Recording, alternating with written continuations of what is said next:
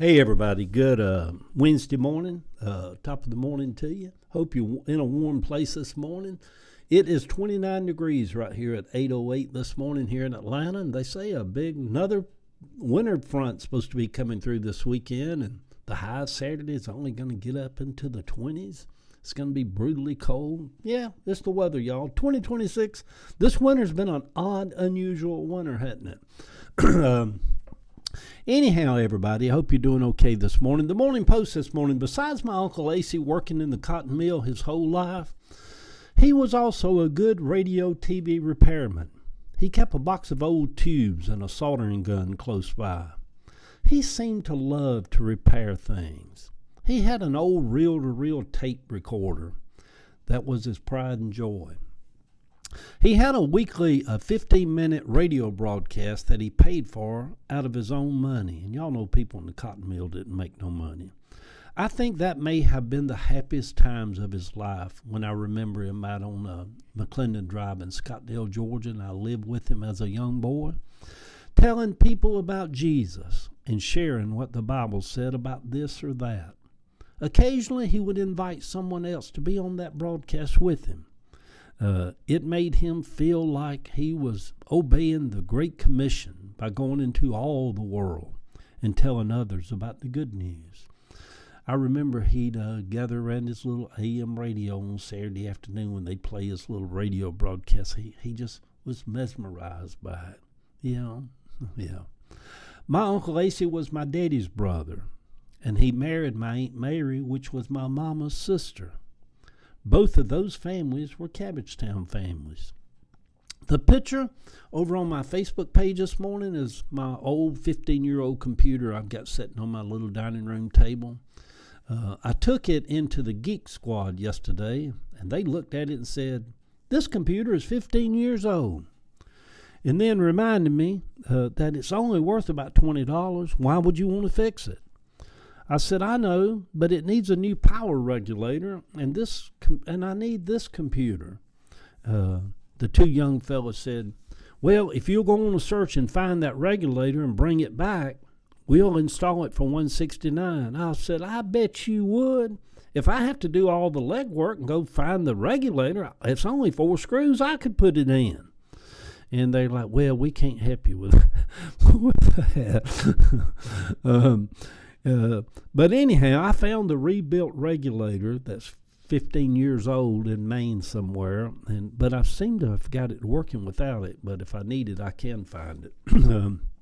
$99.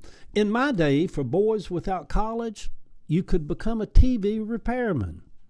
In little neighborhoods like Cabbagetown and Grant Park, every little neighborhood had a little storefront with TV and radio repair. You know, you go take your radio in and get it repaired. TV, a bunch of tubes and stuff. Backyard, and then in my day, boys without college, you could become a TV repairman or a mechanic. Cars were just simple back then, Mechanics were just called they were mostly backyard mechanics. There were electricians and plumbers and car salesmen. My Uncle Aaron would go to the auction over here on Stewart Avenue every Wednesday evening, and he'd wind up buying some old car, and he'd piddle with it a little bit and turn around and he'd buy it to resell, and he made a little money on the side buying and selling cars. But most of my family were roofers. My 2 uncles, Bud and Aaron.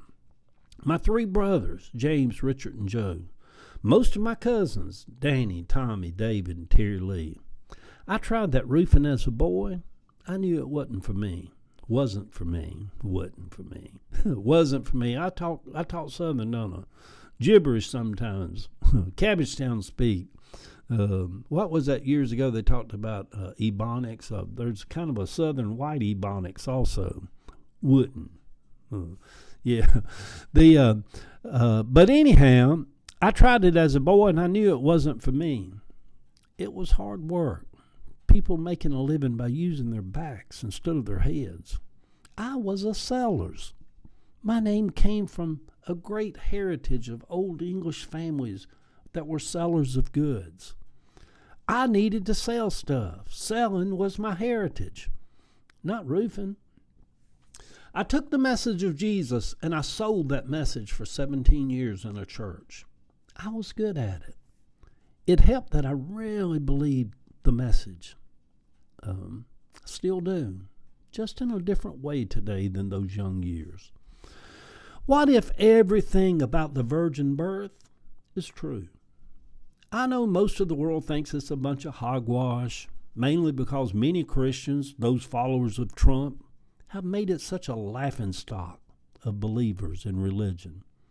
But what if all of it is true?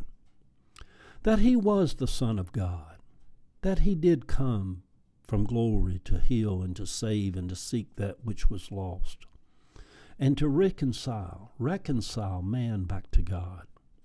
What if he was the first and the last, the Alpha and the Omega, the beginning and the end, the Son of the living God? You don't know. I don't know. None of us know. Every bit of it could be true. Faith, to many, makes it true. Sitting at my little dining room table yesterday afternoon, I turned into my Uncle Acie. The young guys at Best Buy, they didn't deter me. I figured out what was wrong and I fixed it. Sometimes I just remind myself, I am a sellers. I can do all things that I set my head to. You can too. You feel like that sometimes. And I have come to realize I can do all things, through the YouTube and the internet and Google. Maybe not brain surgery, but pretty much a lot of stuff, My Uncle Acie was in the hospital one time, Grady Hospital, and they had pulled a bunch of his teeth. And this nurse came into his room, and he said he was in great pain. Somebody was telling me that was there with him, and said the nurse was checking him and all like that, and said, he asked her, he said, "Ma'am, do you believe in the Lord?" She said, oh yes, I believe in the Lord. And he said, "Do you love Jesus?" She said, "Oh yes, I love Jesus."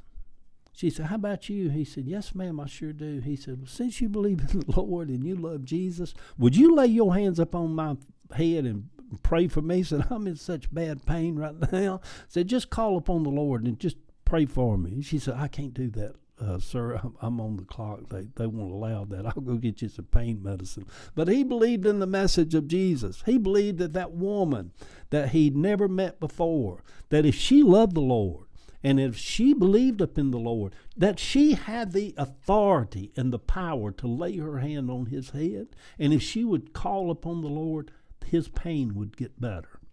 That's powerful if you really think about that. And I guarantee you, whether she had that or not, if she had prayed for him in his mind, his pain would have got better. Whether it got better or not, he would have felt like the Lord had touched him. Yeah, anyhow, let's go on, y'all. Let's go on. Good Wednesday morning, sweet people.